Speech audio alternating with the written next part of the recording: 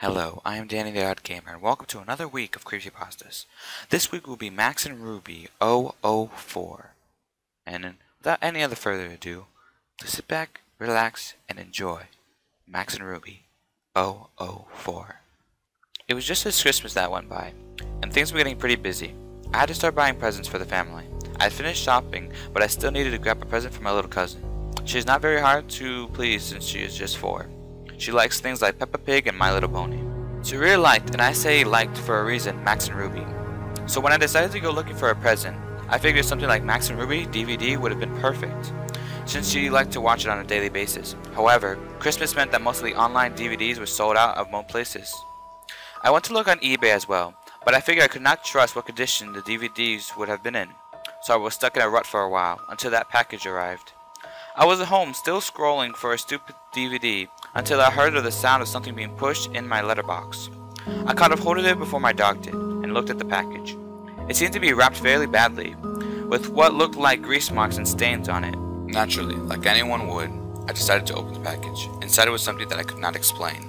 It was a Max and Ruby DVD, but I had not seen one like this online. It was like some little kid had drawn on the front cover with a marker. The title was just Max and Ruby, with what looked like a poorly drawn illustration of Max and Ruby on the front. There were no names of anything, but on the back it had a list of 4 episodes with all blunt titles. Episode _001, Episode _0002, Episode _0003, Episode _0004. I gave the DVD a watch over, and to my surprise the episodes were all perfect quality and seemed to have no flaws. It was as if it was a real DVD just with a homemade cover. The only thing I thought was odd was the episode selection screen. The episodes had names, but they were all called Max and Ruby 1, with the numbers being changed as it went down the list. The actual selection screen was just a plain white screen with black text with the episode lists and nothing else. After giving it much thought, I decided to change the cover to something a little nicer by printing out a DVD cover that I had found on Google and tracked down the names of the episodes so they were labeled right. I left the episode screen alone because I figured it was self-explanatory. Christmas went by and things were fine. I gave my little cousin her DVD and she was happy with it all through Christmas. But that was only because she hadn't watched it yet. On Boxing Day, the family had gone out for a meal and left me to babysit my cousin. I was not too bothered about being left at home. I figured now was a good time to put on the DVD for her. I'd put the DVD in and let it play. While I was in the kitchen eating my dinner, from what I could hear, she had watched episodes 1 to 3 so far. I was just about to finish off my noodles when I heard my cousin screaming from the other room. Dropping everything, I ran into the living room and saw my cousin curled up on the floor screaming. I looked up at the TV and I felt my heart in my throat. What I caught a glimpse of was the most disturbing thing I had ever seen in my life.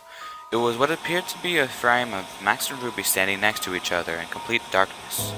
But what made it so horrible was their lack of faces. They had lost their noses and mouths, and their eyes were replaced with big black holes. The colors were a disgusting blood red, and there was a faint static in the background. The sound was replaced with what sounded like the Max and Ruby theme playing backwards, with the faint sound of static in the mix of all of it. I was able to calm down my cousin, telling her it was not real, and she had just fallen asleep and had a nightmare from the DVD. However, I knew in my mind it was completely real. My parents had rung me up and told me they were going to be out all night, so this was going to be the best opportunity to look at the DVD more closely. I did not mention it to them, and as soon as they hung up, I grabbed the DVD and stuck it in my laptop.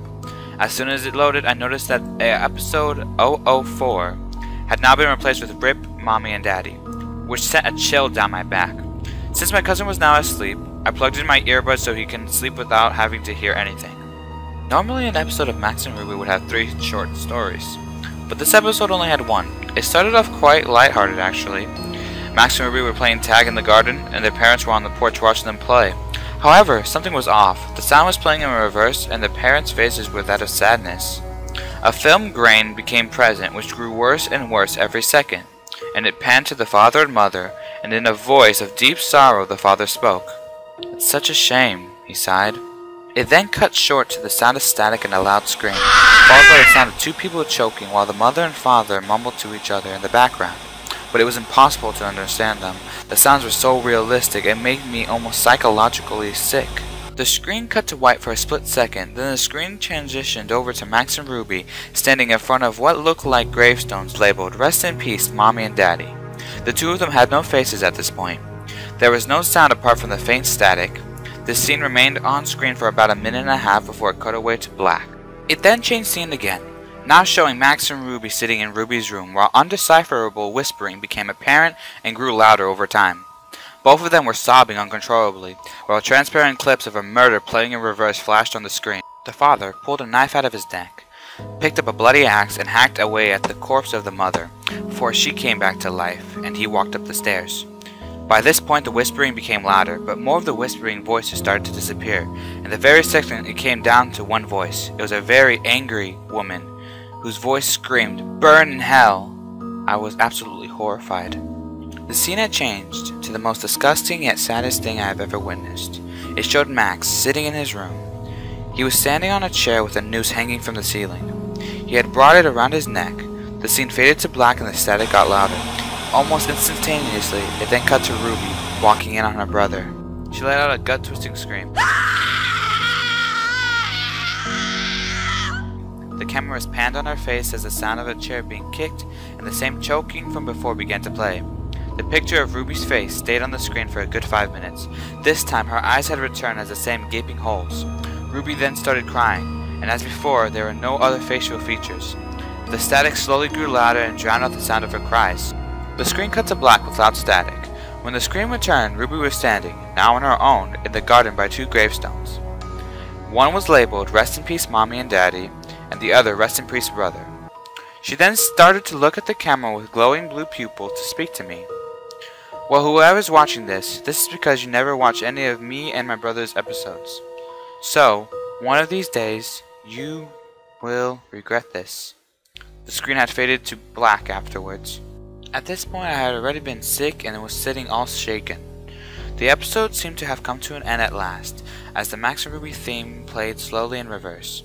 I was about to eject the DVD when the same image came up like it did on the TV. This time, however, there was text above the 2 rabbits that said, "Death is our only release." There were no credits or anything else. It stayed on this like a few seconds before the DVD finally popped out of my laptop. I sat there contemplating what had happened. In my shock and fear, I made the stupid decision to break the DVD up as much as I could before leaving the house, and I shoved the pieces down the drain. Thankfully, I kept a few screenshots on my laptop. The next couple of days went past without anything unusual happening. I had a few nightmares about the DVD, but luckily that was all. My cousin had gone back home along with the rest of the family. It was a late night, and my parents had gone out for dinner, leaving me to watch TV. I heard what sounded like someone posting something through the door. At this point, the DVD had left my mind since I hadn't told anybody about it. However, it all came flooding back to me when I looked down at the letter in front of me. It was just messily folded up, and it read, "Death is our only release."